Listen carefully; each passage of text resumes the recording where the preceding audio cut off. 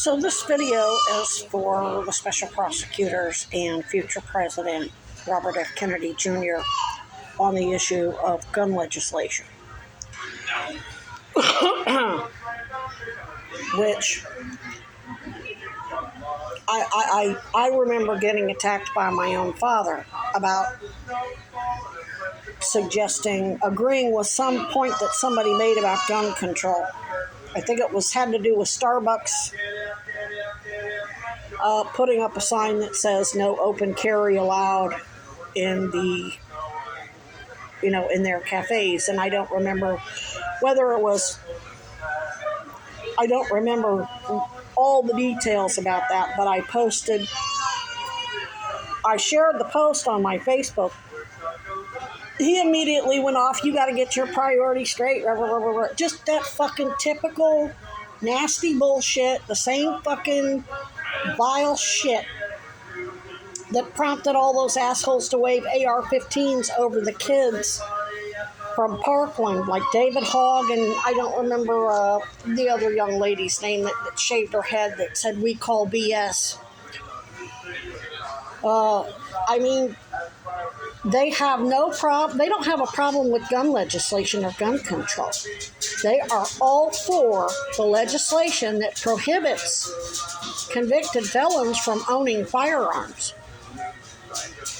I have yet to see the NRA or any of its members protesting on behalf of convicted felons, fighting, saying, "Hey, that's gun control. You're taking their guns away."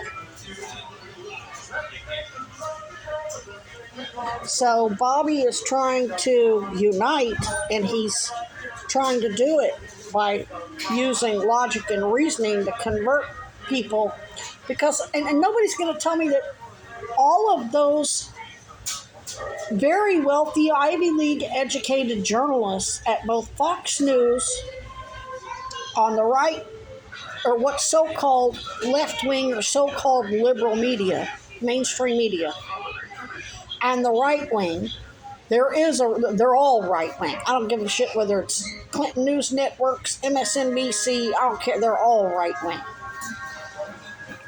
But what I'm saying is nobody's going to tell me they haven't thought of that they don't realize that gun control isn't just a white privilege, that they don't see the white privileges, white male privileges, in that they just keep going with that narrative to keep the divide up, is what I'm saying.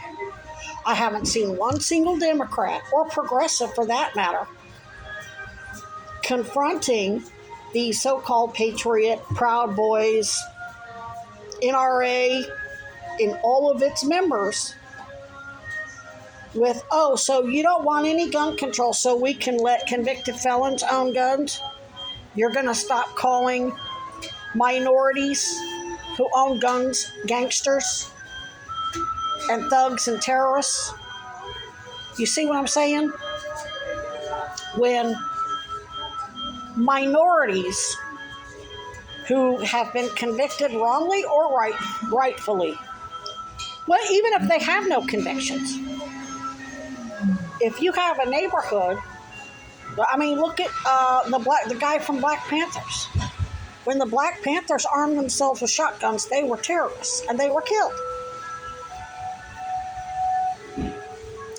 So it's not difficult to make the point that there is gun control that prohibits convicted felons from owning firearms if you threaten to commit a felony, which that's what red flag laws are. Laws that they're "Oh, you're trying to take our guns. We have a Second Amendment right to own guns." You have a Second Amendment right to fight tyranny, and you don't have to have a gun to do that. And when the minority, whether it's gays or blacks or brown, whatever, fight tyranny through protest, "Oh my God, they're terrorists, they're gangsters, they're going to kill us." So it's all just white privilege. It's rules for thee, but not for me, basically. So the way to approach it, and I mean, obviously, whoever can put it in their own vernacular, and it depends on how the question is posed, would be when they say, well, are you going to instate red flag laws and gun control? I personally would say we already have gun control. The NRA and all of its members have no problem with gun control on felons that says you cannot own a firearm or purchase a firearm or own one or be in possession of a firearm if you're a convicted felon. Well, I see no problem with extending that legislation to anyone who threatens to commit a felony. I mean, even in red state Missouri, I suggested the Mizzou football player strike. During those protests, I believe one or two individuals went on Facebook and threatened to open fire on the protesters. Go shoot the protesters. Detective Heckmaster, the same asshole who falsified my rape report, and the other, all of them falsified their reports. I'm not good. That's a whole different story, but I remember because when I read the news, Heckmaster was the one who drove to Rolla because he was Mizzou PD. He drove to Rolla and they raided the guy's house that posted that threat on Facebook and arrested him. He didn't have firearms. It seems to me like one of them that they arrested for threatening the protesters did own firearms, but I'm not 100% sure. I haven't reread all of that. So I understand when Bobby says there's a gun culture that revolves around guns and I'm not going to take it away from them. That goes for black and brown communities, only they're called gangsters or Italians. Italians who commit felonies or threaten to commit felonies, they're called mafia. You're going to protect them too? You're going to take away? Are you going to erase the laws that say felons can't own firearms? That's the only that's how I would put it to them.